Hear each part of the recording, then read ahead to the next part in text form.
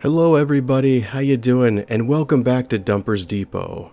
Or as I call it now, my home away from home after all the time I have spent in this place. Now, just recently I did another video that was all about how to find Dumper's Depot, and that was essentially all I wanted that video to be about. I didn't really want to muddy it down with any more content than that. So, I mean, in general, later on when new people or just anybody in general really wants to find where a specific Dumper's Depot is located in any of the major spawn points, that being Levski, Port Olisar, or Grimhex, they could find it with relative ease, and I didn't want it to be a very long video. It was like 7 minutes, I think, in the end, and I really wanted it to truncate it down to about 3, but what can you do? But this is going to be the companion video to that. Yeah, we see each other a lot these days. How you doing? But like I said, this is going to be the companion video to that, and I'm going to go into a little bit more detail about components. And specifically, the components we're going to be talking about are all components that you can find in-game right now, can purchase, and place on your ships. So let's start by going over two of the most important statistics that you're going to be looking at right off the bat. And I'm talking about item grades and item classifications.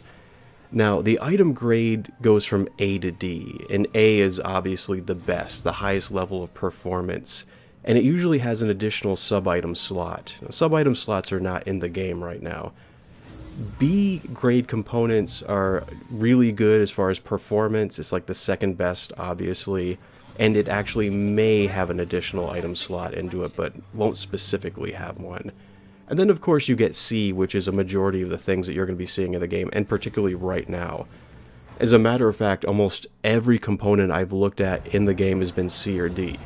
Now, I'm not saying B and A components aren't in the game, I'm just saying I've never seen one.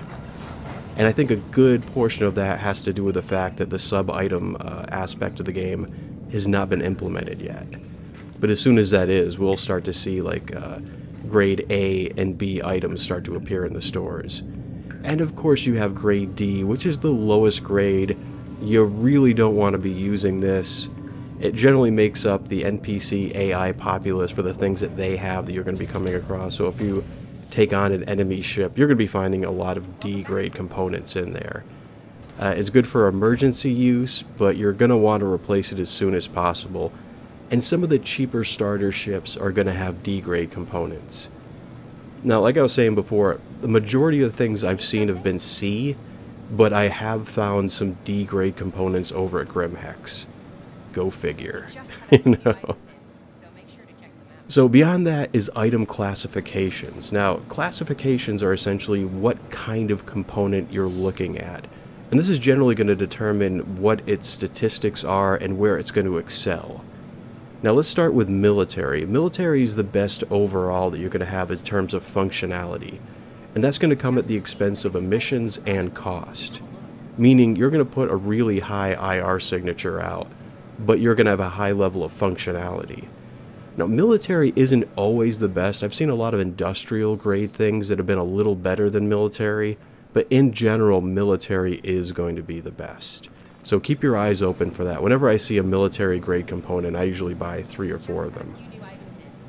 Next is civilian. Civilian is going to be the most common that you're going to be coming across. And a lot of your ships have default civilian components. Performance-wise, civilian class items are going to be middle of the road. They're not going to be particularly bad in any way, but they're not going to be great either.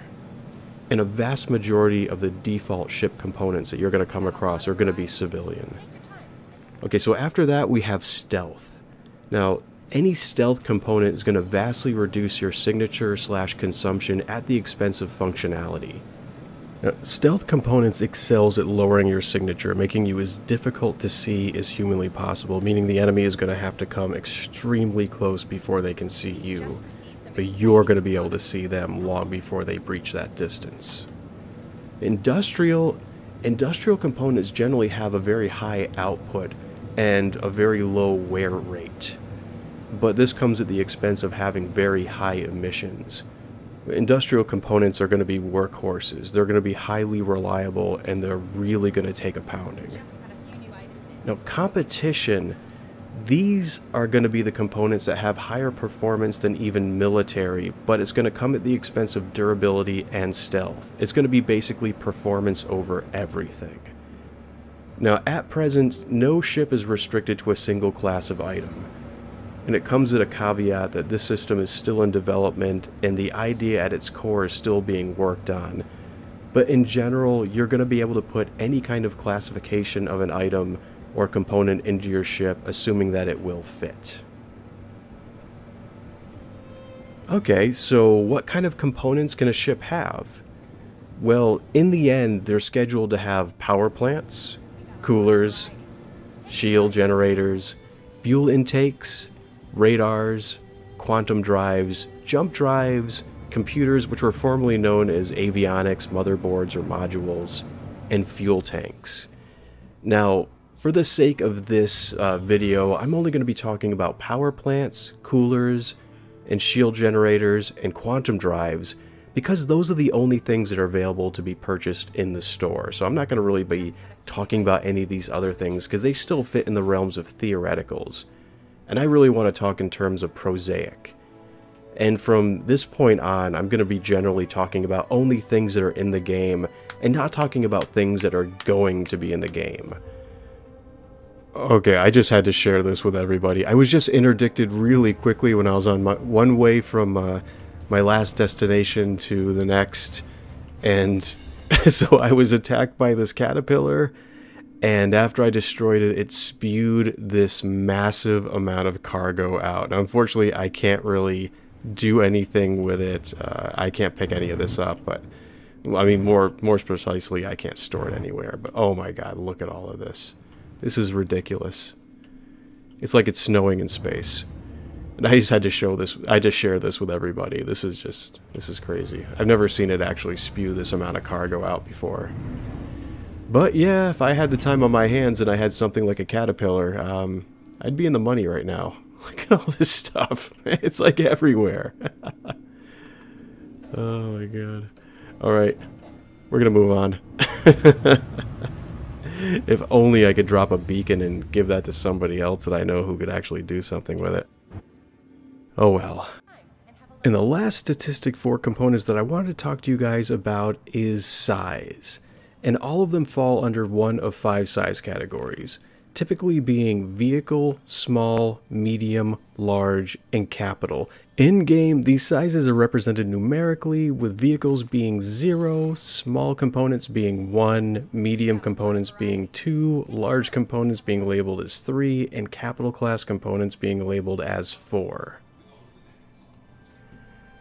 And this is something I want to show people because it has thrown especially new people for a loop when you come in here for the first time. And this is how you check out components and you see what their statistics are.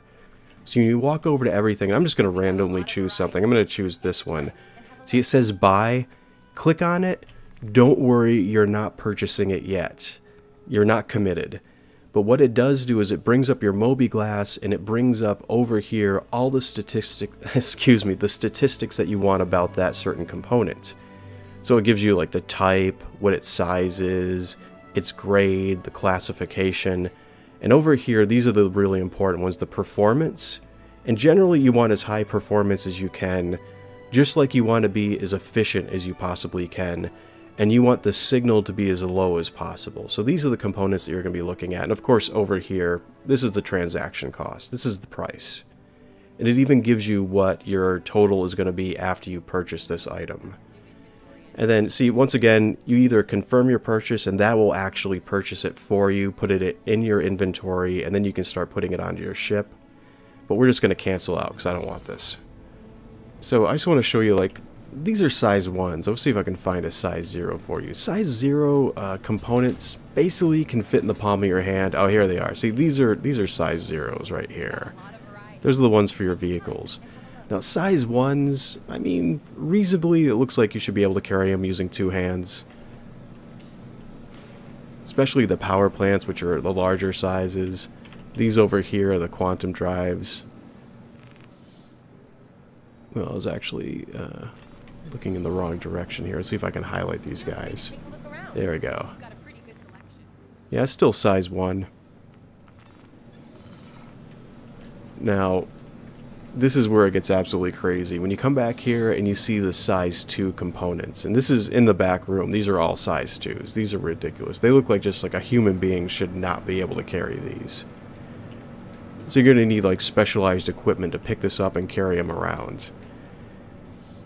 So, which makes me think that can't even imagine what a large component or a capital size component is just going to be ridiculous. I mean, I don't even know how they're going to be able to display or sell those, because, I mean, one of those should be able to fit this entire room. So it'll be neat to see how they incorporate that into the whole shop structure and allow you to be able to purchase them. So with that said, I'm going to bring this video to a close.